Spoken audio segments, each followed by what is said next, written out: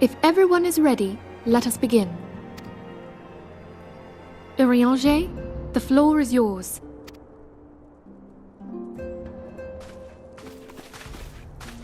As all here assembled now know, in its final hours as our Order's headquarters, the waking sands did play host to a most unexpected visitor. I speak of the Ascian clad in white, Elidibus. Unwelcome though his presence was, his words that day did serve to confirm a truth long suspected, that the Ascians are eternal beings, to whom physical destruction is as a temporary inconvenience. In the intervening time, Urianger and I have striven to discover a means by which the Ascians might more permanently be slain. And 'tis my belief that we have found the thread that will allow us to unravel the twisted skein of their existence. In the moments prior to Leviathan's most recent manifestation, the Sahagin elder who summoned him was observed to undergo some manner of ascension. The etheric readings taken by Y'shtola at the time of this transfiguration have proven most enlightening. The disruption to the flow of ether was sudden and dramatic. So tangible was the agitation, I scarce had need of my goggles. The significance of Y'shtola's readings might better be understood in the context of mine own, taken at the instant of the Lord of Levin's demise. Unlike the primal, the Sahagin was not subject to etheric dissipation. Before discussing our new discoveries, it may benefit us all to recall what we know of etheric behavior.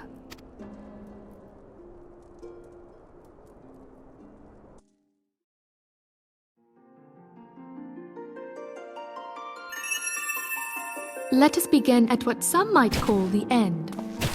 When we who dwell in the material realm die, our spirits dissolve into the flow of ether and are returned to the ethereal realm.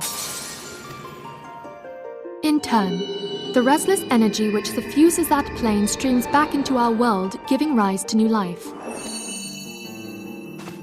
'Tis as the heavens did decree, the way of all mortal souls. Twixt this world and the next do the ethereal currents swirl, bearing the very essence of life. Thus doth the cycle of birth, death, and rebirth continue unabated. Primals behave somewhat differently.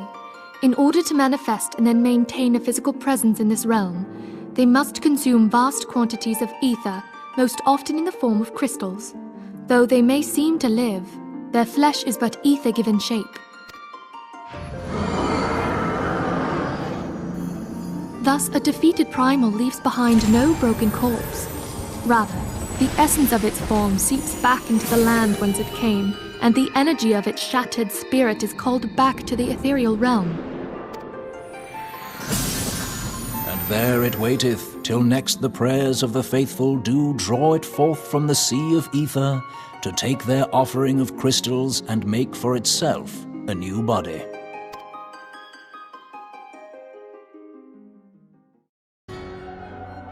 Which brings us on to the third group, the so-called immortals. They exist in a manner all their own. Quite. Even as the Sahagin elder fell to the Admiral's musket shot, I witnessed the release of an ethereal cloud, which immediately took possession of a nearby minion. A soul that dissipateth not upon the death of the flesh.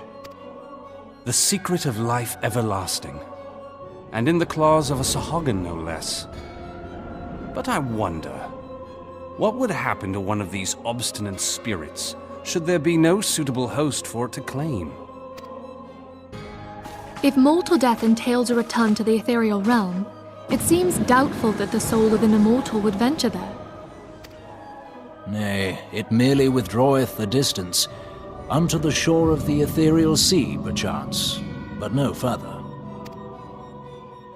Yes, it exists in neither this realm nor the next, abiding instead in the space that lies between them.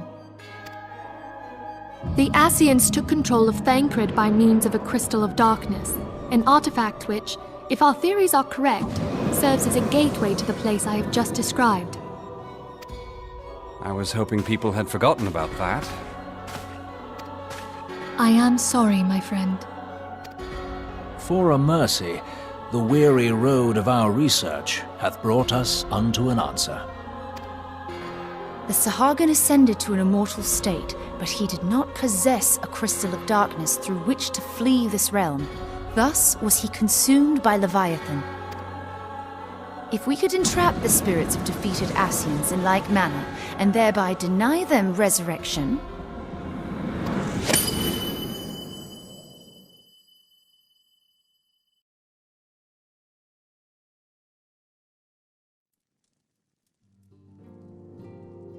Therein lieth the path to victory.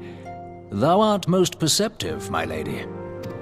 Only when we have trapped the bodiless soul within an ethereal prison can we hope to defeat its unnatural constancy. Thus might even an eternal paragon be consigned to oblivion. These feats are, of course, far easier said than done. At present, we lack a viable means to entrap and extinguish an Ascian soul. Yet, I believe it to be possible. The pieces of the puzzle lie before us. We have but to put them together.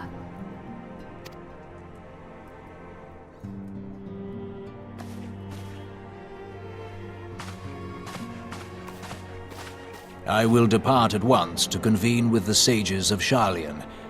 Together shall we divine the steps by which our goals may be achieved. I have the utmost faith in you, Archon.